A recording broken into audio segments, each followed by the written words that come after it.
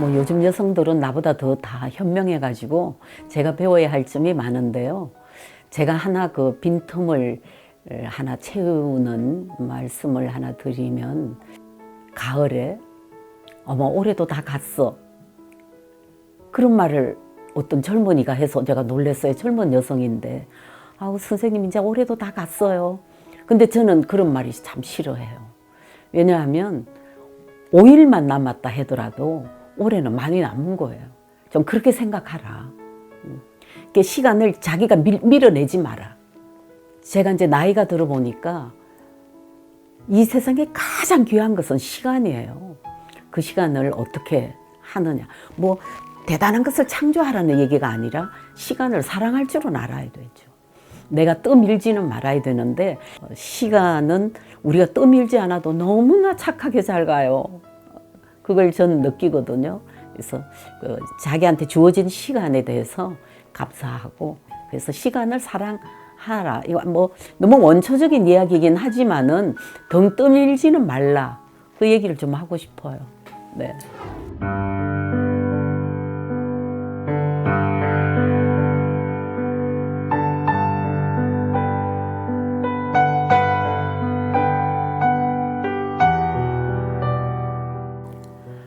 엄마와 딸, 가장 멀고도 가까운. 어느 모임에서 이 세상에서 가장 가까운 관계는 무엇인가라는 질문에 절반은 부부, 절반은 엄마와 딸이라고 답했다. 가족 중에는 아빠와 딸도 있고 엄마와 아들도 있지만, 엄마와 딸의 관계는 부부라는 무촌의 관계와 같다는 결론이 나왔다. 가깝다는 이유로 그런 결론을 내렸는지 모른다.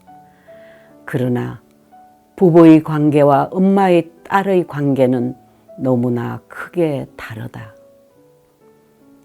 부부 사이는 너무 밀착되어 있어 들어 한 몸이라고 할 만할 만큼 머리카락 한 올의 간격도 없어 보이지만, 부부 사이에는 물질적, 감정적 계산이 있을 수 있지만 엄마와 딸 사이에는 물질적, 감정적 계산이 없다.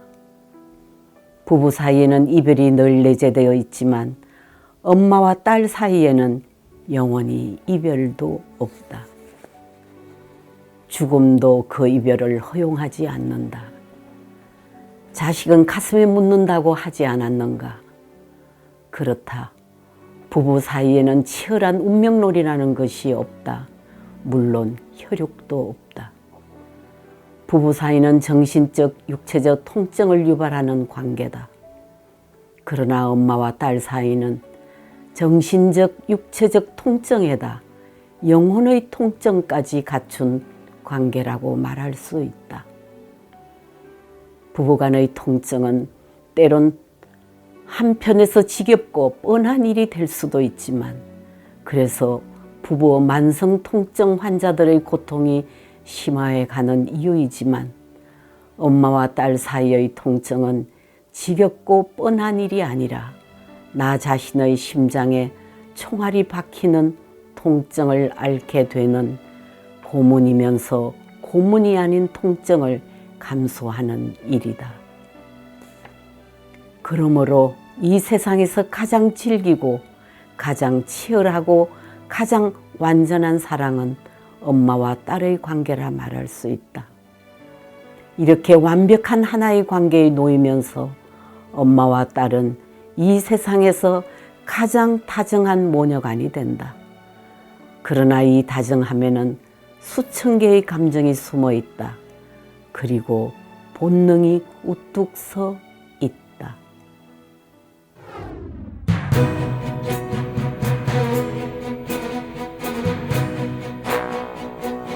저희가 학생 시절에는 여자이기 때문에 못한 것들이 많았어요. 근데 지금은 여자이기 때문에 못하는 거는 없지 않아요? 뭐 여성의 입장에서 생각해도 제가 뭐 아내도 해보고 선생님도 해보고 제자도 해보고 뭐 다 이렇게 해봤는데 제일 어려운 거는 엄마인 것 같아요. 엄마 역할이 지금도 어려워요. 그거는 서로 마음을 정면으로 못 보니까 그런 게 아닌가. 그러니까 자식은 내 안에서 나온 하나의 생명체인데 그 안에 든 마음은 못 보는 거죠. 이렇게 자기 본심을 드러내지 않는데 딸과 엄마, 아들과 엄마 뭐 이렇게 가까운 사이일수록 오히려 본심을 더 드러내는 것 같아요. 네. 그래서 엄마 역할이 저는 제일 어려웠던 것 같아요. 네.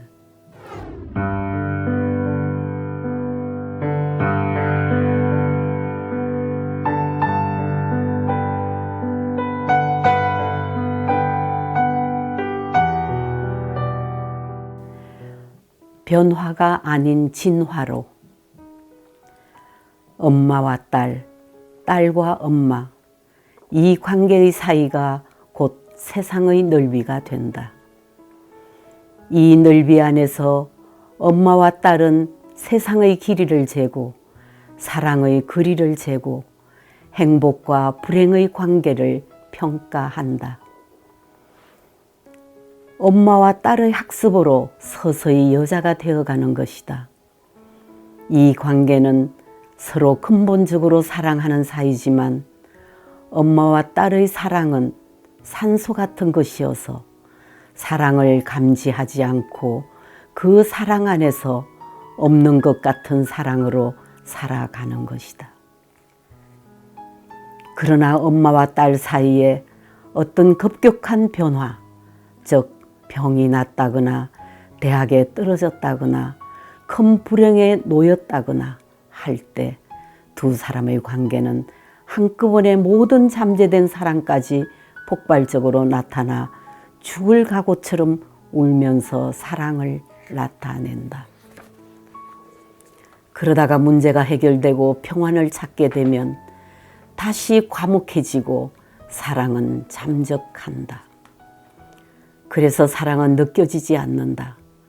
산소를 마시며 산소를 느끼지 못하는 것처럼 엄마와 딸은 서로 사랑하면서 불변의 사랑을 하면서 그 사랑 안에서 싸우고 울고 섭섭해하고 나쁜 소리를 하고 그 안에서 서로의 소망을 빌고 순간마다 현상마다 새로운 사랑이 태어나고 미워하기도 하는 것이다. 그러나 엄마와 딸 사이에 사랑은 늘 마음 안에 숨어 있다. 사랑이 넘치지만 그 사랑의 표현에 너무 인색하고 오히려 사랑을 변질시켜 화로, 미움으로 표현하는 경우가 있다. 남녀의 사랑보다 엄마와 딸의 사랑이 훨씬 클 것이지만, 훨씬 영원할 것이지만 그 사랑은 늘 마음 안에서 슬프게 입을 다물고 있다. 우리나라의 엄마와 딸도 엄마 사랑해, 딸아 사랑해 이렇게 화기애애하게 사랑할 수는 없을까? 순전히 성격 탓인지 버릇 탓인지 사랑하고 있는 것을 서로 잘 아니까 말 안 해도 된다고 생각하는 것일까?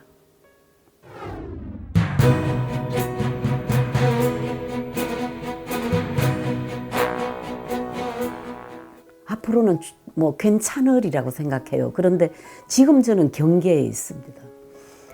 저는 종이라는 시집도 있고 그 종이가 갖고 있는 그 정감과 그리고 여유와 그리고 촉감 이런 걸 저는 너무 많이 가지고 있어요.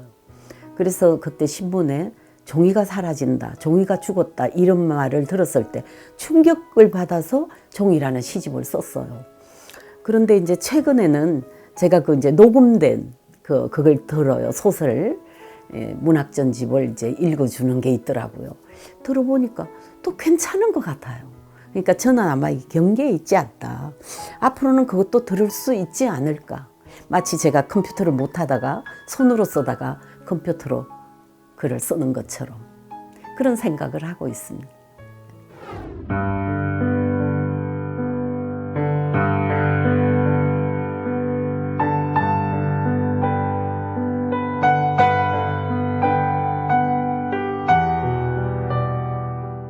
엄마와 딸의 노래.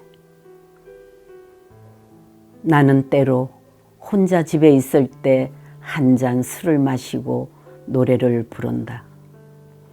딸이 되기도 하고 엄마가 되기도 하고 가사는 늘 변한다.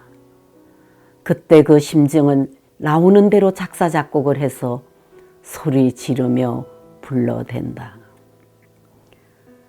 어떤 위로보다 속이 시원하다. 내가 18번으로 부르는 가사가 있다. 나의 딸들아, 너희들을 사랑한다. 별과 모래 사이, 그 많은 사람 사이, 너희가 내 딸로 와준 것 감사하다. 내가 젊은 날에는 욕망으로 가득 차서 나는 잘못 살고 너희들은 잘 살라고 너무 당부만 하고 살았다. 가끔은 너는 틀렸다고 깊은 상처를 서슴지 않으며 이 아름다운 인연에 금을 그었다. 용서해라 나의 딸들아. 살아보니 삶은 힘들고 외로웠다. 고통의 터널을 지나가며 너희들의 이름을 불렀다. 너희들의 이름을 부르는 그 순간 햇살이 나타나고 나는 아프지 않았다. 살아보니 이만한 사랑이 없었다. 더러 외로워, 더러 막막해서 한마디 원망을 하고 싶거든 나의 두 손에 넌지시 던져라. 너희들 어둠은 내가 온전히 받아 저 별들에게 전해주리라. 엄마 사랑해요. 엄마 미안해요. 엄마 저 용서하세요. 내가 마신 물은 엄마의 피였고 내가 씹은 음식은 엄마의 살이었어요. 내가 아침에 깨어나 마신 공기는 엄마의 기도였고요.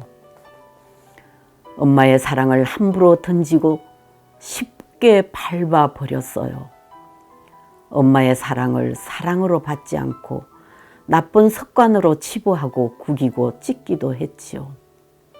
엄마의 사랑으로 오늘 여자가 되어 이 세상에 가장 눈부신 엄마가 되고 이 세상에 사람의 힘을 키우는 아내가 되어 사람의 행복을 느끼며 살고 있어요.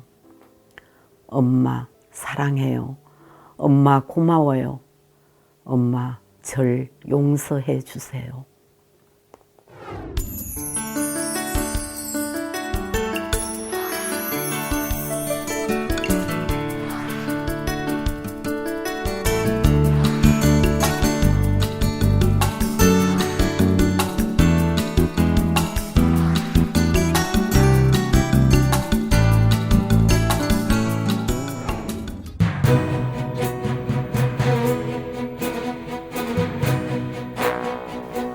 위안과 용기를 얻을 수 있고요.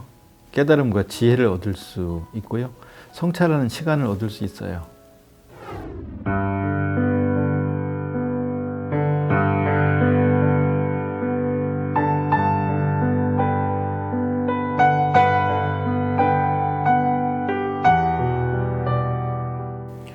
그대 거기 있다고 힘겨워하지 마세요. 곽꽃도 해바라기도 거기 그렇게 있지만 초라한 뜰악을 꽃밭으로 바꾸고 퇴락한 돌담을 정겨운 공간으로 바꿉니다. 그대가 거기 있는 것처럼 소박한 모습으로 서서 자기들이 있는 곳을 아름다운 모습으로 바꾸어 놓는 이들이 세상에는 참으로 많습니다. 그들이 이 세상을 꽃밭으로 바꾸는 것처럼 그대도 그렇게 꽃으로 있습니다. 그대 힘겨워하지 마세요. 그대의 모습이 다른 이에게 힘이 되고 있습니다. 힘겨움을 이기지 않고 아름답게 거듭나는 것은 없습니다. 작은 꽃 한 송이도 땡볕과 어둠과 비바람을 똑같이 견딥니다. 마을 어귀의 팽나무와 느티나무가 견디는 비와 바람을 채송화도 분꽃도 똑같이 겪으며 꽃을 피웁니다. 그대 거기 있다고 자기 스스로를 하찮게 생각하지 마세요. 개울물은 거기 있음으로 해서 강물의 핏줄이 됩니다. 그대도 거기 있음으로 해서 바다같이 크고 웅장한 것의 실핏줄을 이루고 빈틈없는 그물코가 됩니다. 그대가 하는 일이 다른 사람의 주목을 받지 못해서 해도 그만이고 안 해도 표시가 나지 않는 일이라고 생각하지 마세요. 그물코는 한 곳만 끊겨 나가도 그리로 모든 것이 빠져 달아납니다. 그대가 거기 있음으로 해서 크고 완전한 것이 존재하는 것입니다. 거대한 바닷물도 작은 물방울들이 모여서 이룬 것입니다. 여윈 개울물 한 줄기야말로 강물의 근원이요 모태인 것입니다. 그대도 그처럼 근원이요 출발입니다. 그대 늘 거기서 시작하세요. 그대는 크고 거대한 것의 시작입니다.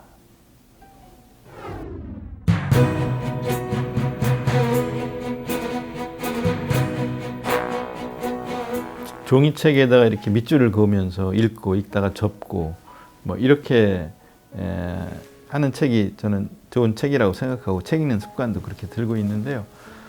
워낙 이제 눈으로 보고 귀로 듣는 매체들이 많아지면서 최근에는 오디오 북 이런 것들 많이 나오고 있지요. 귀로 듣는 들으면서 많이 생각하게 하는 이런 책 읽기도 새로운 젊은이들에게 특히 다가가는 좋은 독서 방법 중에 하나다 이렇게 생각을 합니다.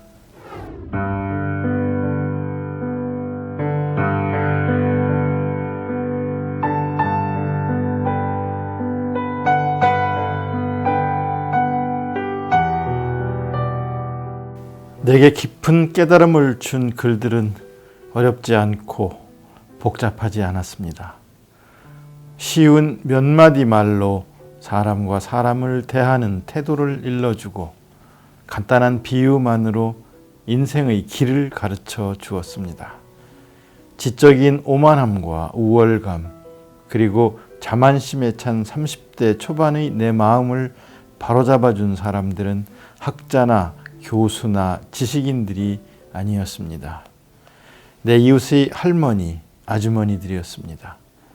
병들어 아파하는 이웃의 고통을 외면하지 못하고 달려와 맨바닥에 무릎을 꿇고 간절히 기도하는 뒷모습을 바라보다가 내 이웃을 위해 나는 저렇게 기도하는 마음으로 시를 썼던가 반성하며 무릎을 꿇었습니다. 그리고 이 세상엔 비굴하지 않으면서도 겸손하고 나약하지 않으면서도 온유한 삶의 자세가 있음을 배웠습니다. 깨달음이란 무엇일까요? 모르는 것을 알게 되는 것이 아니라 이미 알고 있는 것을 아는 것, 이미 알고 있는 것을 바르게 행하는 것, 그것이 참된 깨달음이 아닐까요?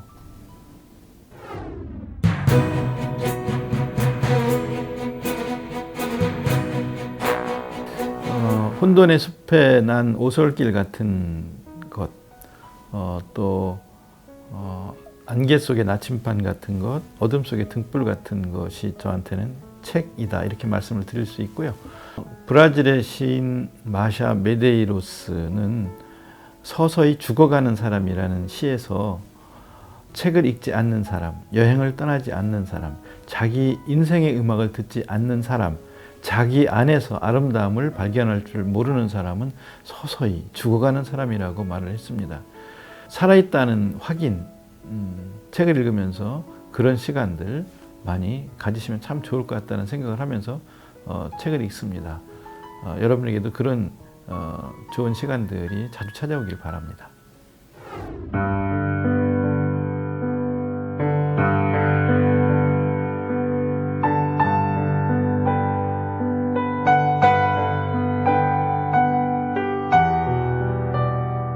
사랑도 일찍 만나 눈길이 머무는 사랑이 있고, 늦게 만났지만 오래 곁에 향기롭게 남아있는 사랑이 있습니다.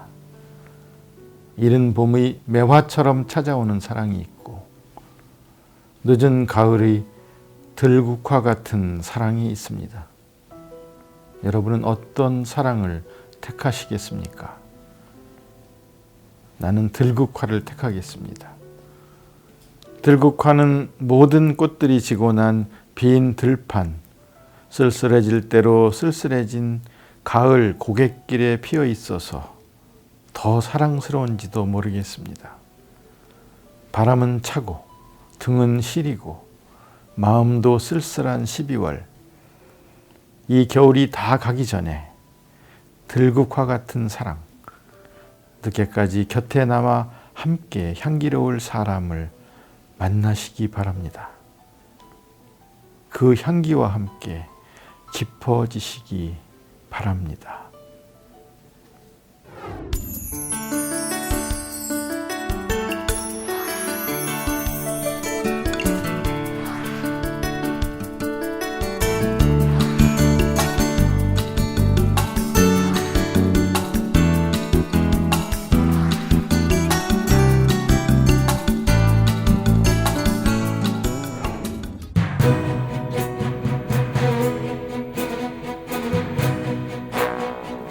전 너무 좋아요. 제가 눈이 나쁘거든요. 눈이 점점 나빠져서 점점 책 보는 게 힘들어져요. 이런 큰 활자도 안 보이는데 오디오를 쭉 낭송해주면 특히 저 운전할 때 너무 좋더라고요. 고속도로 운전할 때 3-4시간 하면서 오디오로 책 읽은 적도 있어요. 그리고 잠자기 전에도 쭉 들으면 좋고. 그래서 저는 오디오로 낭송하는 것이 이제는 아주 필수적이고 좋다고 생각합니다.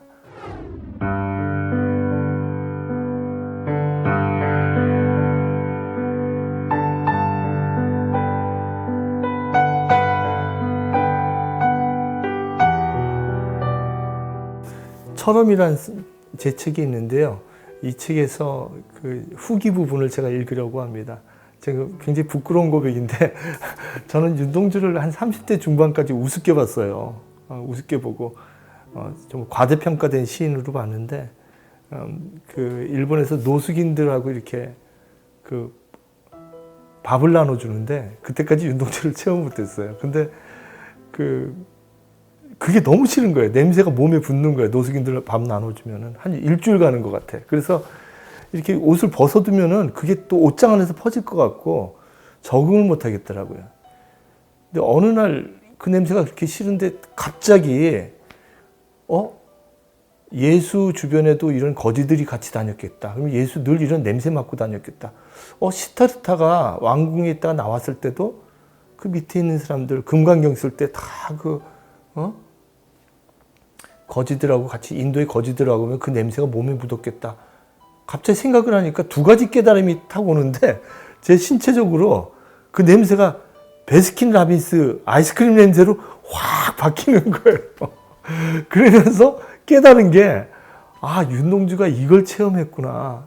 그러니까 모든 죽어가는 것을 사랑해야지. 그게 이해가 됐어요. 그는 철험의 시인이었습니다. 괴로웠던 사나이 행복한 예수 그리스도에게처럼 십자가가 허락된다면 그는 철험의 시인이었습니다. 국익이라는 헛것으로 보편성을 강요하는 파시즘 시대에 윤동주의 문학은 만들어진 보편성에 흠집을 내고 그 한계를 깨트리는 저항의 언어였습니다. 따라서 그의 문학은 친일 문학 같은 굴레에 갇힐 수 없었습니다.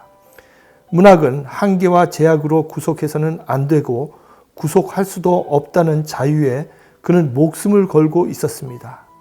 기회가 주어진다면, 십자가가 허락된다면 꽃처럼 피어나는 피를 조용히 흘릴 희생을 각오했고 그 결단의 순간을 위해 그는 늘 모든 죽어가는 것을 사랑해야지, 그리고 나한테 주어진 길을 걸어가야겠다고 서시에 다짐하며 살았습니다. 주어진 길을 걸어가야겠다. 피를 조용히 흘리겠습니다. 라고 했던 그는 그 다짐대로 살리는 죽음을 죽었습니다. 자신이 죽고 많은 사람을 살리는 것이죠. 만약에 말입니다. 그가 기적처럼 오래 살아서 누구처럼 독재자 아래 구차하게 아첨하여 국회의원이 됐거나 누구처럼 민주주의를 배반하고 독재자에게 금전을 빌어먹는 비루한 삶을 살았다면 윤동주라는 이름은 아무 의미가 없었겠지요.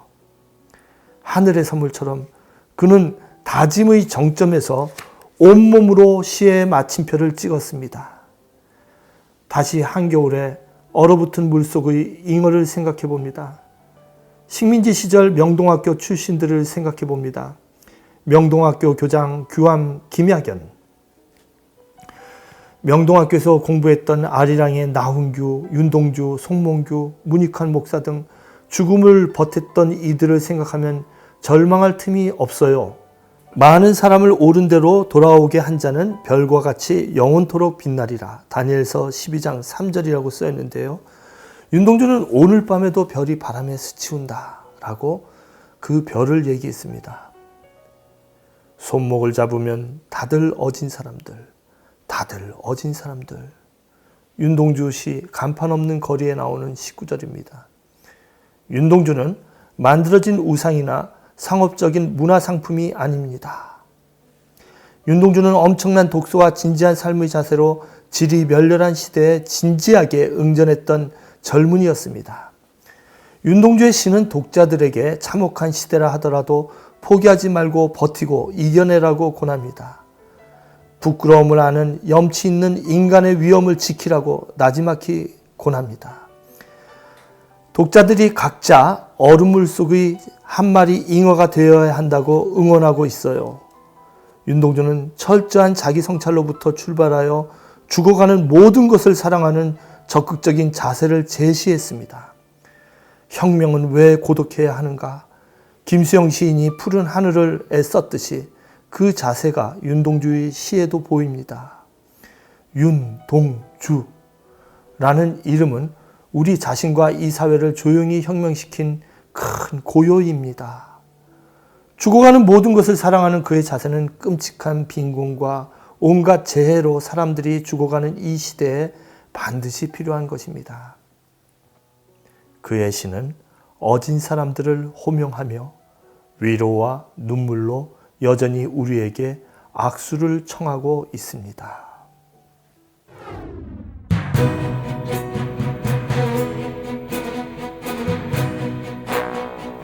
이 영상이 한국출판문화산업진흥원 유튜브라고 합니다. 여러분 여기가 정말 모든 분들이 애쓰고 계세요. 아시죠? 좋아요 클릭하시고요. 여기 구독하기 꼭 구독 눌러주셔서 이 영상뿐만 아니라 다양한 콘텐츠가 올라오잖아요. 놓치지 마시고요. 이동하실 때 들으시고 운전하실 때 들으시고 또 주무실 때도 들으시고 좋은 정보를 나누시면 고맙겠습니다. 코로나 바이러스 여러분 이길 수 있습니다. 함께 견디고 이겨나가겠습니다.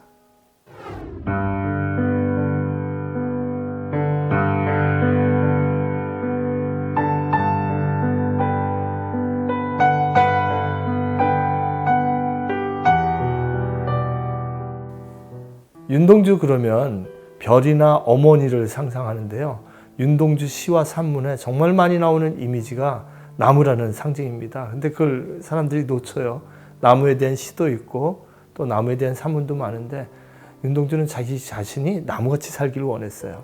가장 큰 힘은 나무는 언제나 거대한 태양을 향해서 손을 벌려 그 힘을 받아들인다는 거예요. 그래서 나무가 제일 행복하다 그러면서 그 별똥 떨어진 데에서 나는 지금 어둠 속에 있지만 나무 같은 존재로 살아가야지 이런 다짐을 씁니다.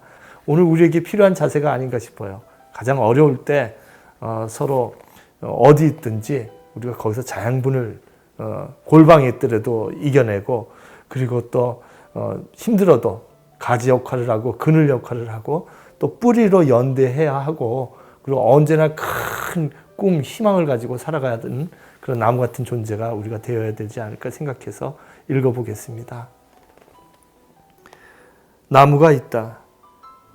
그는 나의 오랜 이웃이요 벗이다. 그렇다고 그와 내가 성격이나 환경이나 생활이 공통한 데 있어서가 아니다.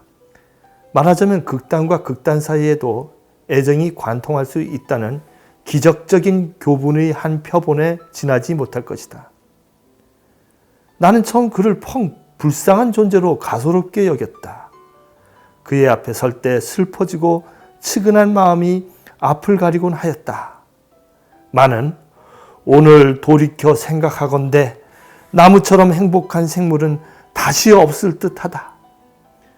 구둠에는 이루 비길 데 없는 바위에도 그리 탐탁치 못할 망정 자양분이 있다거늘 거기서도 생의 뿌리를 박지 못하여 어디로 간들 생활의 불평이 있을소냐. 칙칙하면 솔솔 솔바람이 불어오고 심심하면 새가 와서 노래를 부르다 가고 촐촐하면 한 줄기 비가 오고 밤이면 수많은 별들과 오손도손 이야기할 수 있고 보다 나무는 행동의 방향이란 거추장스러운 과제에 봉착하지 않고 인위적으로든 우연으로서든 탄생시켜준 그 자리를 지켜서 무지무궁한 영양소를 흡수하고 또 영롱한 햇빛을 받아들여 손쉽게 생활을 영위하고 오로지 하늘만 바라고 뻗어질 수 있는 것이 무엇보다도 행복스럽지 않느냐, 이런 나무에 대한 예찬입니다.